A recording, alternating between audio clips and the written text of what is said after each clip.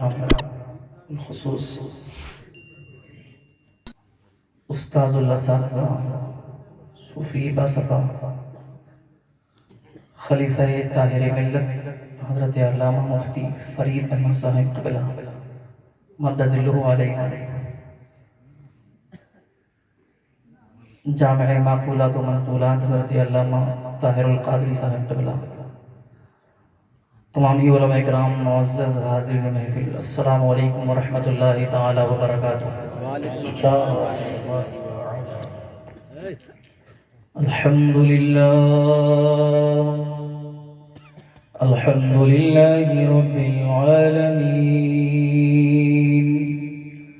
والصلاة والسلام على سید الانبیاء والمرسلین، والعاقبة للمتقین، اما بعد فاعوذ باللہ من الشیطان الرجیم، بسم اللہ الرحمن الرحیم، یرفع اللہ الذین آمنوا منکم والذین اوتوا العلم درجات، وقال النبی صلی اللہ تعالی علیہ وسلم، ان اللہ لا يقبض العلم انتزاعا ينتزعه من العباد، ولكن يقبض العلم بقبض العلماء حتى إذا لم يبق عالم اتخذ الناس رؤوسا جهال إلى آخر الحديث۔ آمنت بالله صدق الله مولانا العظيم وصدق رسوله النبي الأمين المتين الكريم، ونحن على ذلك لمن الشاهدين والشاكرين، والحمد لله رب العالمين۔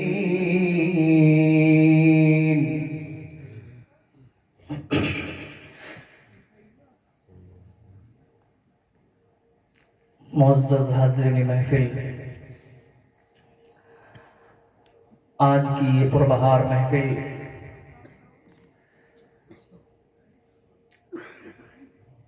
جشن دستار تحقیق و افتاء کے سلسلے میں منعقد ہوئی ہے۔ ہمارے بہت ہی عزیز حضرت مولانا مفتی محمد زبیر اور مفتی محمد مستقیم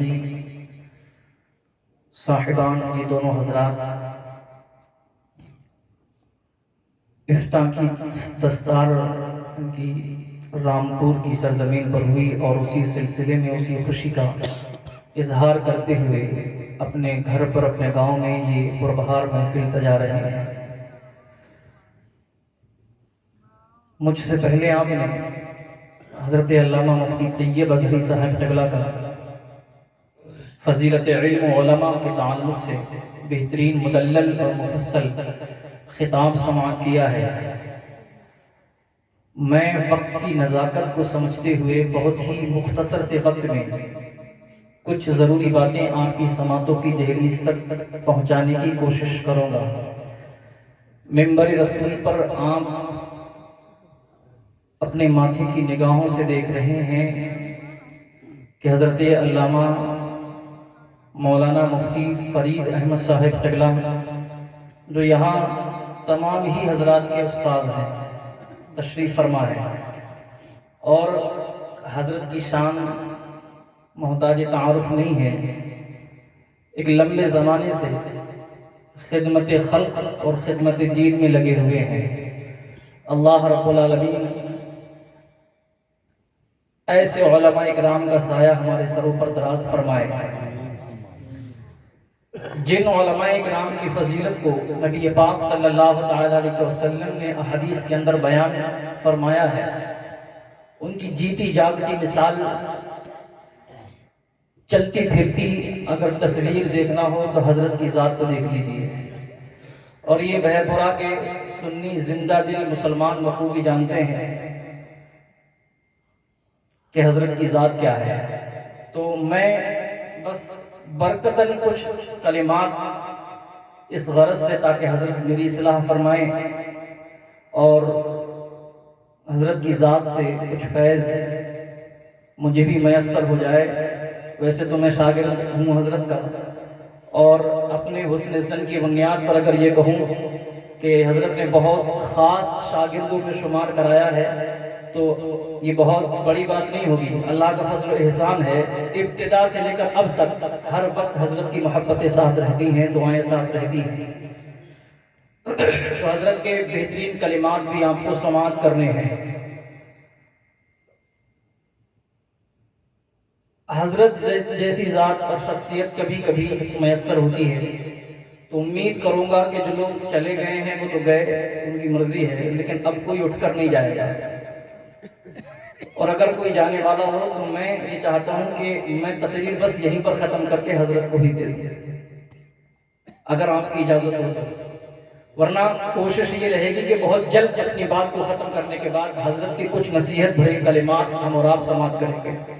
درود پاک پڑھیں، اللہم صلی علی سیدنا مولانا محمد وعلی آل سیدنا مولانا محمد وبارک وسلم طب القلوب ودوائها وعافیت الابدان وشفائها ونور الابصار وضیائها وعلی آلہ واصحابہ وبارک وسلم دائما ابدا۔ اقبال کے اشعار سے میں اپنی بات کا آغاز کرتا ہوں۔ ڈاکٹر اقبال کہتے ہیں، یہ غازی یہ تیرے پراسرار بندے، یہ غازی یہ تیرے پراسرار بندے، سمٹ کر پہاڑ ان کی ہیبت سے رائی، دو عالم سے کرتی ہے بیگانہ دل کو، عجب چیز ہے لذت آشنائی۔ اور ایک شاعر نے کہا تھا کہ افسوس تعلیم و ترقی میں ہے پیچھے، افسوس کہ تعلیم و ترقی میں ہے پیچھے، جس قوم کا آغاز ہی اقرأ سے ہوا تھا۔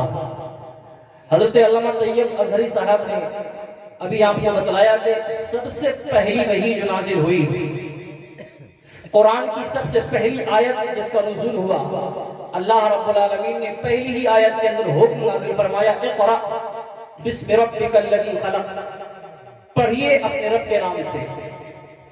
تو شاعر نے اسی کو بیان کیا کہ افسوس تعلیم و ترقی میں ہے پیچھے، جس قوم کا آغاز ہی اقرأ سے ہوا تھا۔ ہمارا آغاز ہی اقرأ سے ہو رہا ہے، پڑھنے سے، اور ہم ہی تعلیم میں آج پیچھے نظر آتے ہیں۔ اللہ رب العالمین قرآن مقدس کے اندر ارشاد فرماتا ہے، یرفع اللہ الذین آمنوا منکم والذین اوتوا العلم درجات، اللہ تم میں سے ایمان والوں کے درجات کو بلند فرمائے گا۔ جو مومن ہیں، جن کے پاس ایمان ہے، ویسے تو رب کائنات نے انسان کو انسان بنا کر، اشرف المخلوقات بنا کر، اللہ رب العالمین نے انسان کو انسان بنا کر ہی بہت بڑے مرتبے سے نوازا ہے۔ وَلَقَدْ كَرَّمْنَا بَنِي آدم، ہم نے ابن آدم کو فضیلت بخشی، کرم سے نوازا۔ تو انسان کو انسان بنایا، یہ بڑی بات ہے، لیکن اس نے فرمایا کہ انسان تو سب ہے، جس کے پاس ایمان ہے اس کا مرتبہ، اس کا درجہ بہت بلند ہے۔ یرفع اللہ الذین آمنوا منکم، جس کو بھی ایمان ملا، ایمان کے ذریعے اللہ اس کے رتبے کو، اس کے درجے کو، اس کے مرتبے کو بلند فرمائے گا۔ اور آگے ہی آیت میں رب ارشاد فرماتا ہے، والذین اوتوا العلم درجات، اور جس کو علم ملا، جس کو علم دیا گیا، اس کا مرتبہ اور زیادہ بلند ہوگا۔ یعنی مطلقاً ایمان والوں کے مراتب کو، ان کے درجات کو رب کائنات بلند فرما رہا ہے کہ جس کے پاس ایمان ہے، جس کے پاس ایمان کی دولت ہے، اس کا مرتبہ بلند ہے، اس کا درجہ بلند ہے۔ لیکن ان ایمان والوں میں جن کو علم ملا ہے، علم کی دولت سے رب کائنات جن کو سرفراز فرمائے گا، ان کا درجہ اور زیادہ بلند ہوگا، ان کا رتبہ اور زیادہ بلند ہوگا۔ اس لیے کہ ایک عالم اور ایک جاہل کبھی برابر نہیں ہو سکتا ہے، ایک جاننے والا اور ایک نہ جاننے والا کبھی برابر نہیں ہو سکتا ہے۔ اور یہ میں نہیں کہتا ہوں، اللہ قرآن کے اندر ارشاد فرماتا ہے، قُلْ هَلْ يَسْتَوِي الَّذِينَ يَعْلَمُونَ وَالَّذِينَ لَا يَعْلَمُونَ، اے محبوب آپ کہہ دیجئے، ایک جاننے والا اور ایک نہ جاننے والا کبھی برابر نہیں ہو سکتا ہے۔ تو جس کو علم ملا ہے کتاب اللہ کا، جس کو علم ملا ہے سنت رسول اللہ کا، جس کے پاس شریعت کا علم ہے، اس کا مقام بلند ہے، اس کا رتبہ بلند ہے، اس کا درجہ بلند ہے۔ اور بلند کیوں نہ ہو؟ اس لیے کہ بلند کرنے والا رب کائنات ہے۔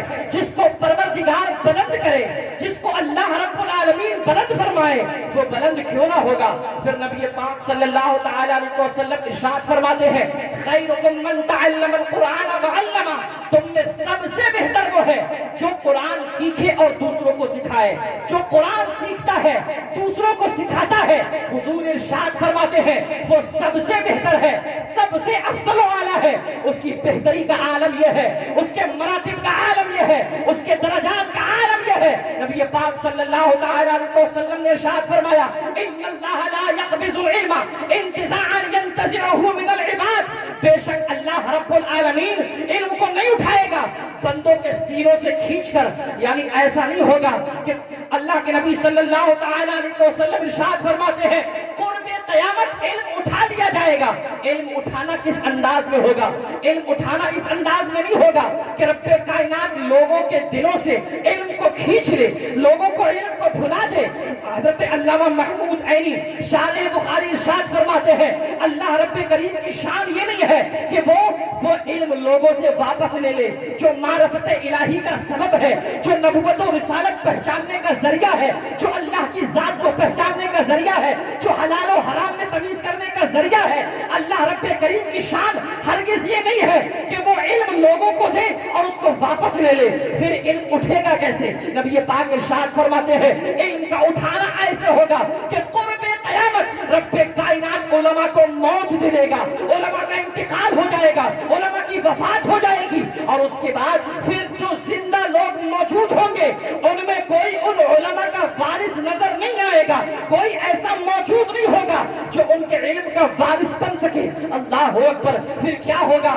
لوگ جاہلوں کو اپنا سردار بنائیں گے، اتخذ الناس رؤوسا جہالا، لوگ جاہلوں کو اپنا سردار بنائیں گے، فسئلوا، لوگ ان سے سوال کریں گے، فافتوا بغیر علم، بغیر علم کے وہ فتوے دیں گے، فدلوا فاضلوا، وہ خود بھی گمراہ ہوں گے اور دوسروں کو بھی گمراہ کریں گے۔ اللہ اکبر! امام احمد رضا خان اعلیٰ حضرت فاضل بریلوی رضی اللہ تعالیٰ ارشاد فرماتے ہیں جب علامہ وسیع احمد محدث سورتی کا انتقال ہوتا ہے تو اعلیٰ حضرت ارشاد فرماتے ہیں لوگوں قیامت قریب ہے، قیامت قریب آ رہی ہے۔ پوچھا گیا اے امام اہل سنت آپ کو کیسے معلوم؟ اعلیٰ حضرت ارشاد فرماتے ہیں اس لیے کہ نیک لوگ اٹھ رہے ہیں اور جو چاہتا ہے اپنا وارث نہیں چھوڑتا ہے۔ جب امام اعظم کا انتقال ہوا تھا تو 1000 ایسے شاگرد چھوڑے تھے جو اس وقت کے مجتہد تھے، اور جب امام بخاری کا انتقال ہوا تھا تو 90,000 ایسے شاگرد چھوڑے تھے جو محدث تھے۔ مجتہد ہونا علم کا آخری زینہ ہے، محدث ہونا علم کا پہلا زینہ ہے۔ اعلیٰ حضرت ارشاد فرماتے ہیں اور آج ہزاروں کا انتقال ہوتا ہے اور کوئی ایک بھی ان کا وارث نظر نہیں آتا۔ نعرہ تکبیر، نعرہ رسالت، نعرہ غوثیت، عظمت علماء اہل سنت۔ یہ علماء اکرام کی شان ہے۔ نبی پاک صلی اللہ تعالی علیہ وسلم کی حدیث اتخذ الناس رؤوسا جہالا کہ لوگ جاہلوں کا اپنا سردار بنائیں گے۔ حضرت علامہ محمود عینی فرماتے ہیں کہ شیخ قطب الدین نے لکھا ہے کہ قاضی ایاز مالکی رضی اللہ تعالی عنہ ارشاد فرماتے ہیں کہ سرکار دو عالم صلی اللہ تعالی علیہ وسلم کی اس حدیث کا مصداق ہم نے اپنے دور میں دیکھا ہے۔ کون؟ حضرت قاضی ایاز مالکی جو آج سے تقریباً 700-800 سال پرانے بزرگ ہیں۔ قاضی ایاز مالکی ارشاد فرماتے ہیں کہ ہم نے اپنے دور میں حضور کی اس حدیث کا مصداق پایا، یعنی لوگ جاہلوں کو اپنا سردار بنا رہے ہیں، جاہلوں سے سوال کر رہے ہیں۔ حضرت علامہ محمود عینی فرماتے ہیں کہ شیخ قطب الدین فرماتے ہیں کہ قاضی ایاز مالکی کہ ان کے دور میں مذاہب اربعہ کو جاننے والے بے شمار علماء کرام موجود ہیں، جن کے دور میں مفتیان کرام موجود ہیں۔ جب وہ ایسی بات کرتے ہیں تو آج ہمارے اس دور کا عالم کیا ہوگا؟ اور پھر حضرت محمود عینی ارشاد فرماتے ہیں کہ جب شیخ قطب الدین اور حضرت علامہ قاضی ایاز مالکی یہ مقدس ہستیاں، یہ بزرگان دین کہ جن کے دور میں بڑے بڑے علماء کرام موجود ہیں اپنے دور میں ایسی باتیں کرتے ہیں تو آج ہمارے اس دور کا عالم کیا ہوگا؟ کون کہتے ہیں یہ؟ حضرت علامہ محمود عینی ارشاد فرماتے ہیں۔ اور میں آپ کو بتاؤں علماء اکرام کی شان کیا ہے۔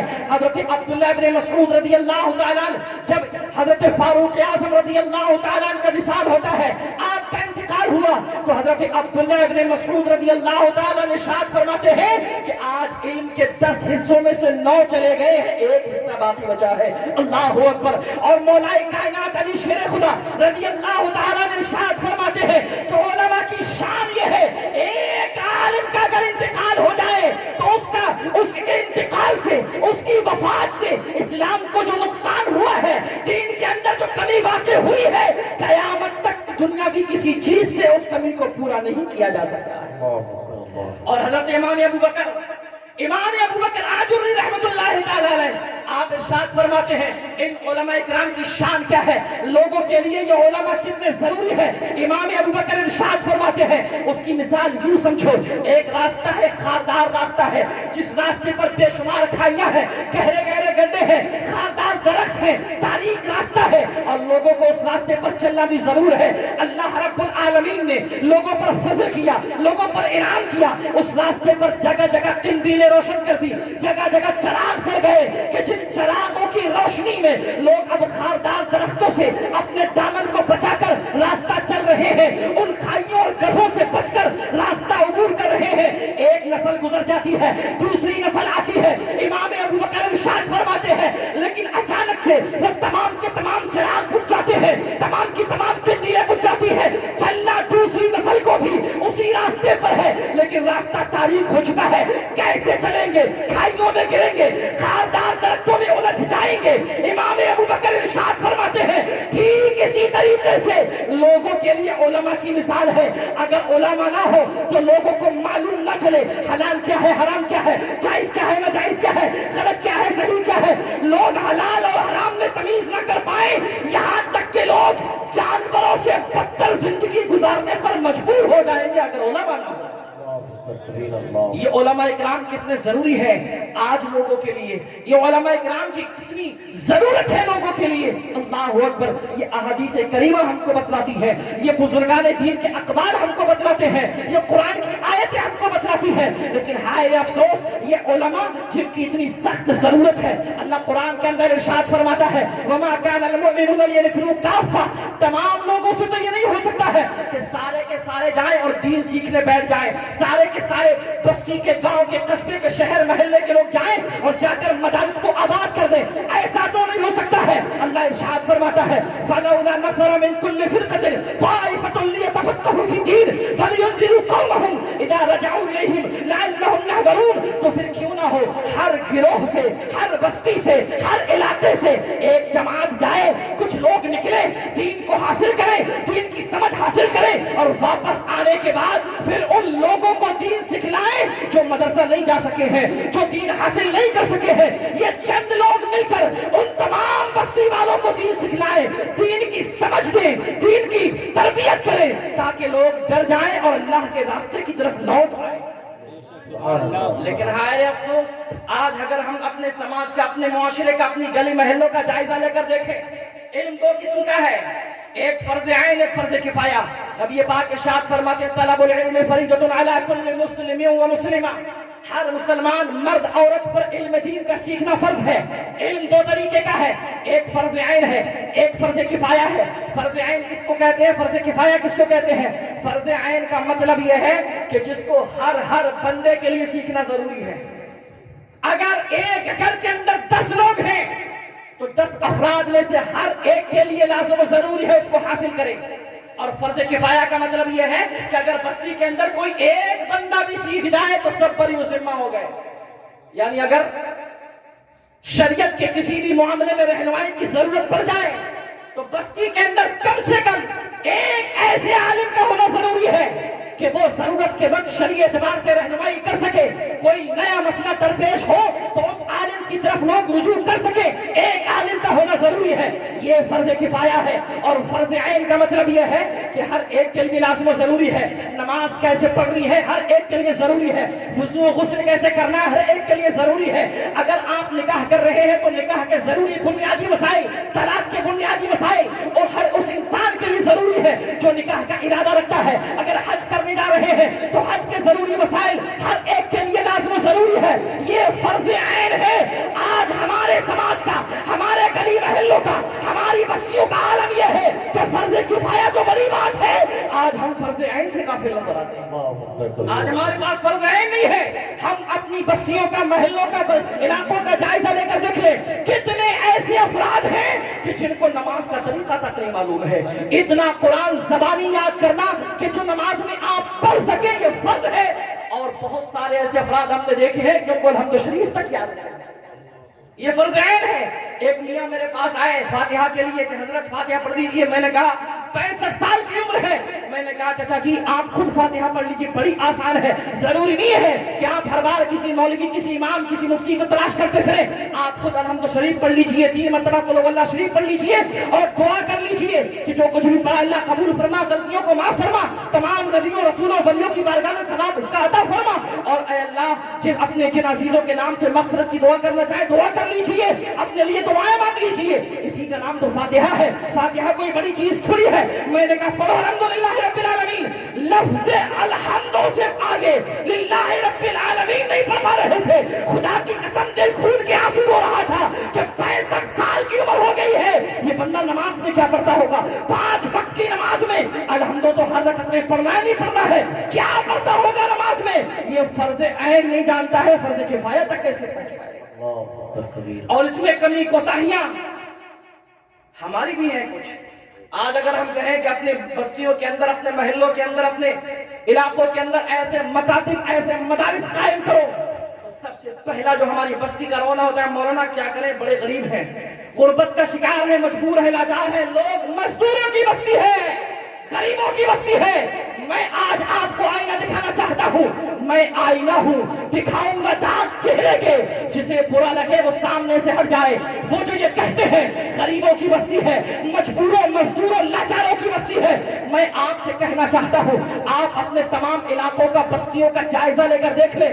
ہر ایک گاؤں میں کسی نہ کسی جگہ دادا میاں کا مزار ضرور مل جائے گا. ہر علاقے میں ہوتا ہے دادا میاں کا مزار, بابا میاں کا مزار, سید بابا کا مزار. اور ہر سال ان مزارات پر قوالی کے مقابلوں کے نام پر کئی لاکھ روپیہ خرچ ہوتا ہے. میں نے کئی گاؤں کا, اپنے آس پاس کے علاقوں کا جائزہ لے کر دیکھا ہے. 3 4 دن قوالیوں کے مقابلے ہو رہے ہیں اور کئی لاکھ روپیہ. اور وہ لیڈیز اور مرد کے مقابلے, وہ فحاشی اور یانیت سے بھرے ہوئے اشعار, اور یہ بوڑھے وہاں مزے لیتے نظر آتے ہیں, جوان مزے لیتے نظر آتے ہیں. بات کرو مکاتب کی, بات کرو مدارس کی, بات کرو دینی تعلیم کی, تو رونا یہ ہوتا ہے مزدوروں کی بستی ہے. اور یہی مزدوروں, مجبوروں, لاچاروں کی بستی ہر سال اس مزار پر اور اس کے نام پر, قوالیوں کے مقابلوں کے نام پر کئی لاکھ روپیہ کہاں سے لاتے ہو. اور انہی بستیوں میں 10 15 20 25 بھگونے اڑا رہے ہو لنگر کے نام پر, خوب خرچ ہو رہے ہیں. ہماری ہر بستی میں محرم کے نام پر تعزیہ بنتا ہے, لاکھوں روپیہ خرچ ہوتا ہے.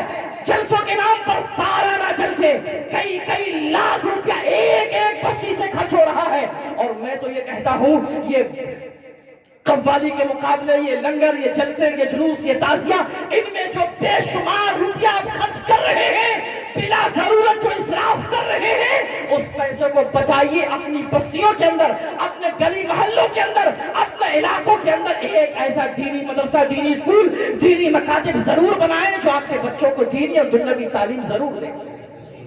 ضرورت ہے اس چیز کی. اور میں جو نوجوان ہیں خاص طور سے, جب تک جوان بیدار نہیں ہوگا تب تک کام نہیں ہوگا. عقابی اقبال نے کہا تھا, عقابی روح جب بیدار ہوتی ہے جوانوں میں, نظر آتی ہے ان کو اپنی منزل آسمانوں میں. یہی جوان جو بڑے مقرر اور شعراء اور خطباء کو بلانے کے لیے ایک رات میں 1 لاکھ روپیہ اڑا سکتے ہیں, میں تم سے کہتا ہوں, اور خاص طور سے مساجد کے وہ متولی صدر حضرات بھی سنیں جو مسجد میں بلا ضرورت, آج ہماری حالت یہ ہے کہ مسجد بنی ہوئی ہے, ٹائلس لگی ہوئی ہے, پتھر لگا ہوا ہے, عالیشان مینار بنا ہوا ہے, لیکن فنڈ بہت زیادہ جمع ہو گیا ہے, تو کرے کیا. جو مینار کو توڑ دیا نیا مینار بنائیں گے, ٹائلس کو توڑ دی نئی ٹائلس لگائیں گے, پتھر کو توڑ دیا نیا پتھر لگائیں گے. وہاں ضرورت نہیں ہے, مسجد تعمیر ہے, پختہ ہو چکی ہے, ٹائلس پتھر مکمل ہو چکا ہے. تو اگر پیسہ آپ کے پاس بچ رہا ہے تو اب گاؤں سے, بستی سے, علاقے سے پیسہ جمع کرنے کے بعد مسجد سے متصل کوئی ایسا مدرسہ, دینی مکتب بنائیں جو آپ کے بچوں کو دینی تعلیم سکھائے. ورنہ یاد رکھیں जिस मुल्क से मदारिस को खत्म कर दिया गया वहां से दीन भी धीरे धीरे रुखसत हो गया है। जिस मुल्क से उलमा को खत्म कर दिया गया वहां दीन पर अमल करने वाले भी मौजूद नहीं रहे हैं। आज हमारे हिंदुस्तान के हालात ये हैं, और आप अपने बच्चों को स्कूल में भेजते हैं, भेजिए, मना नहीं करता हूं मैं, लेकिन मैं ये कहना चाहता हूं कि अपने इलाके में आप एक ऐसा स्कूल बना सकते हैं, एक ऐसा स्कूल कायम कर सकते हैं कि कम से कम 3 से 4 या 5 साल तक आप अपने गांव में वो स्कूल चलाएं। स्कूल इस नतीजे इस अंदाज में चलाएं कि जहां आप हिंदी रखते हैं, साइंस रखते हैं, मैथ रखते हैं, अंग्रेजी रखते हैं, साथ में एक अरबी उर्दू का टीचर भी रख लीजिए और उसको कहिए कि हमारे बच्चों को जिस तरीके से हिंदी अंग्रेजी पढ़ाई जाती है, आप उन बच्चों को दीन की तालीम कुरान तजवीद के साथ नमाज के जरूरी मसाइल, नमाज वुजू गुस्ल का तरीका सिखलाएं। ये 4 और 5 साल इब्तिदाई तालीम के जो आप अपनाएंगे, खुदा की कसम 5 साल नहीं बीतेंगे, जब रिजल्ट आएगा तो रिजल्ट ये होगा कि जहां हमारे बच्चे इंग्लिश बोलना जानते होंगे, जहां हमारे बच्चे हिंदी और मैथ और साइंस जानते होंगे, वही हमारे बच्चे कुरान की तजवीद के साथ जानते होंगे, उनको वुजू गुस्ल और नमाज का मुकम्मल तरीका मालूम होगा। नारे तकबीर, नारे रिसालत, नारे गौसियत, मसलके आला हजरत, जश्न दस्तारे तहकीक व इफ्ताह।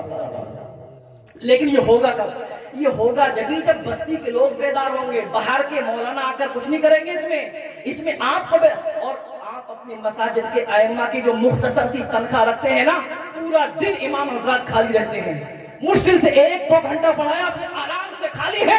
आप उनकी तनख्वाह बढ़ाइए, काम भी बढ़ाइए, उसी स्कूल में, उसी मदरसे में, उसी इमाम को जो आपकी मस्जिद के अंदर है बहैसियत मुअल्लिम मुतय्यन कीजिए। जहां आप इंग्लिश हिंदी का टीचर रखते हैं, वही इमाम अब आपके बच्चों को 12-1 बजे तक अरबी और उर्दू सिखलाएगा, उनका भी फायदा हो जाएगा, तनख्वाह में इजाफा हो जाएगा और आपके बच्चों की तालीम और तरबियत भी हो जाएगी।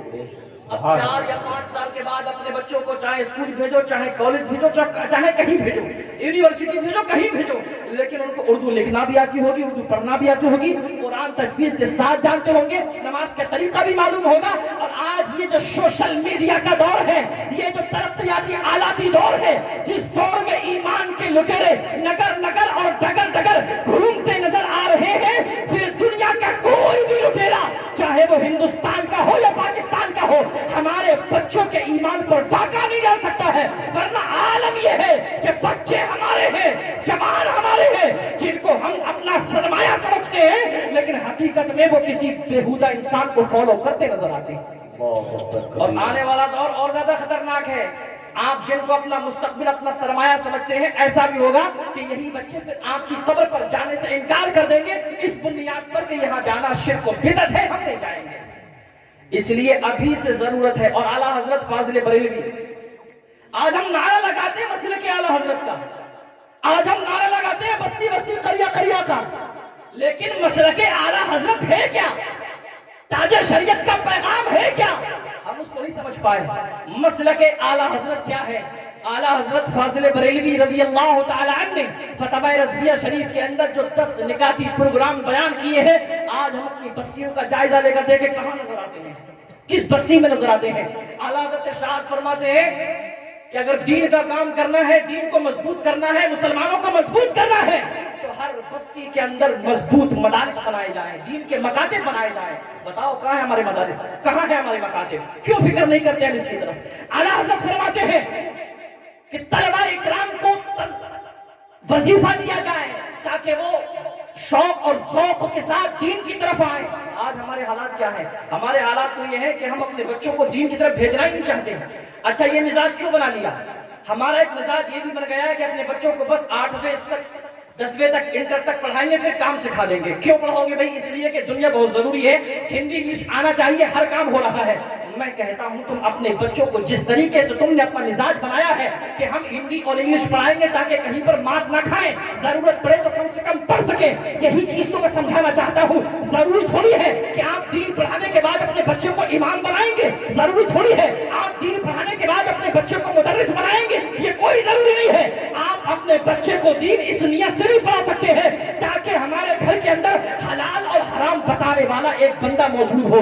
آپ اپنے بچوں کو تھوڑا علم پڑھائیں, دین پڑھائیں, کم سے کم 4-5 جماعتیں پڑھانے کے بعد کوئی کام سکھلا دیجئے. جس طریقے سے آپ ہائی اسکول انٹر کرانے کے بعد اپنے بچوں کو کوئی کام سکھلا کر کمپیوٹر کوچنگ کرا کر کہیں بٹھا دیتے ہیں, ایسے ہی آپ اپنے بچوں کو مختصر دین کا علم سکھانے کے بعد کم سے کم جماعت رابعہ 3-4 جماعتیں پڑھانے کے بعد اپنے بچوں کو دنیا میں کوئی بھی ہنر سکھا سکتے ہیں. ان کی دنیا بھی چلتی رہے گی, دین بھی محفوظ رہے گا.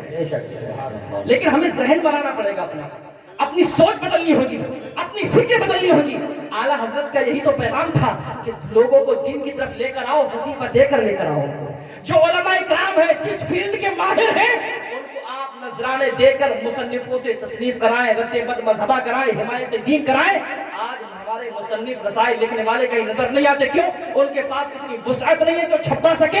اور ہم نے سارا مال و دولت, سارا روپیہ یا تو قوالی کے نام پر خرچ کر دیا, یا تعزیہ جلوس کے نام پر خرچ کر دیا, یا پھر ان جلسوں کو جو سالانہ جلسے جو کئی لاکھ کے جا کر پڑھ رہے ہیں, ان میں خرچ کر دیا ہے. اس لیے میرے عزیزوں, میرا کہنے کا مقصد صرف اتنا ہے کہ وہاں جتنی ضرورت ہے اتنا خرچ کیجئے, اور اس سے کہیں زیادہ اپنی بستیوں کے اندر دینی اسکول, دینی مدرسے اور دینی مکاتب پر دھیان دیجئے. انشاءاللہ تبارک و تعالی دنیا بھی کامیاب ہوگی اور آخرت بھی کامیاب ہوگا.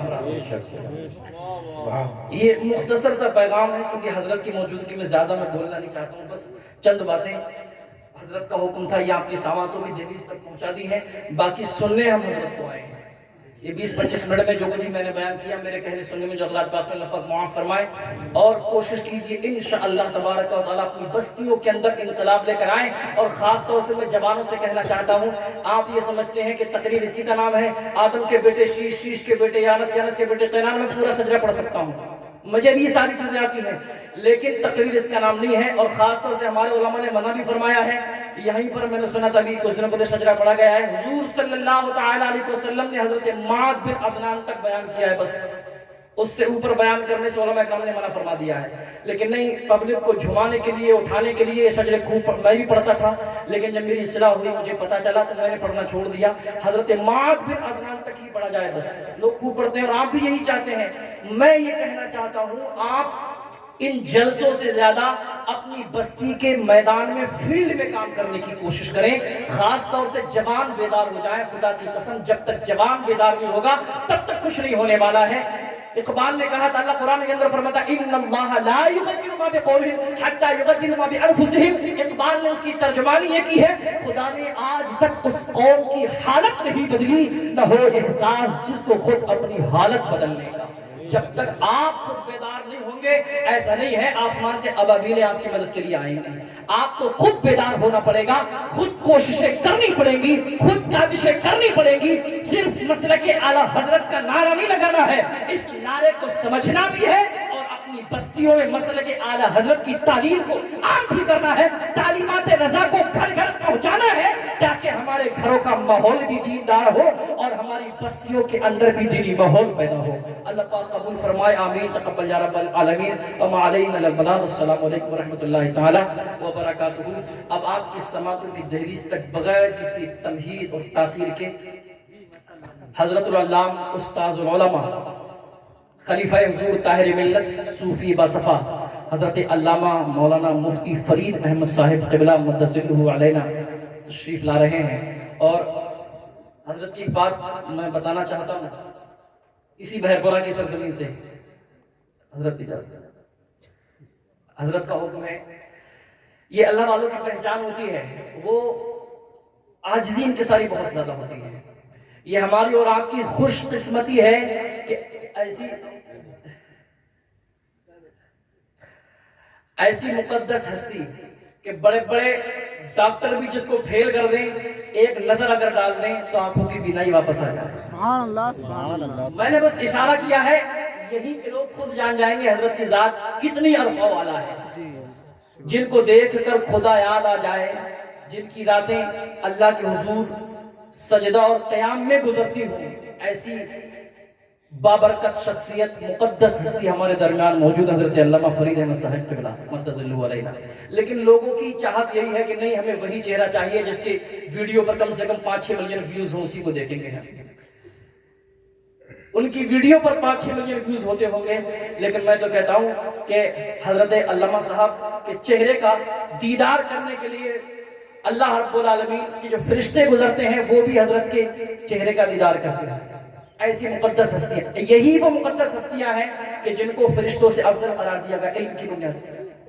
ملینوں شاگرد، بے شمار شاگردوں کے شاگرد یہاں پر موجود ہیں۔ اس کی ایک مثال سمجھاؤں میں، حضرت علامہ مستقیم صاحب اور مولانا زبیر صاحب جو آپ کی بستی کے دونوں مفتیان کرام ہیں، ان کے استاد محترم حضرت علامہ طیب صاحب ازہری یہاں موجود ہیں، ان کے استاد محترم حضرت علامہ طاہر القادری صاحب یہاں موجود ہیں، ان کے استاد محترم حضرت علامہ فرید احمد صاحب قبلہ یہاں موجود ہیں۔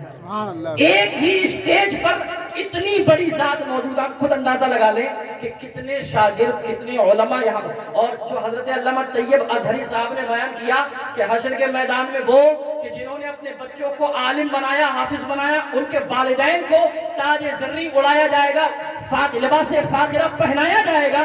میں کہتا ہوں انہوں نے صرف اپنے 1 یا 2 بیٹوں کو عالم بنایا ہے، ان کا مقام یہ ہے، اور جس نے لاکھوں لوگوں کو عالم بنایا ہو اس کا عالم کیا ہوگا، اس کی ذات کیا ہوگا۔ بلا تنویر تاخیر حضرت کی وہ ذات ہماری اور آپ کی ہمارے اور آپ کے سامنے موجود ہیں، چہرے کا دیدار کر رہے ہیں۔ اللہ ان کے فیوز و برکات سے ہمیں اور آپ کو خوب مستفیض فرمائے، اور جتنی زیادہ دعائیں لے سکتے ہیں لیجئے، اور اللہ کی کبریائی بلند کیجئے۔ بلند آواز سے نعرہ لگائیے، نعرہ تکبیر۔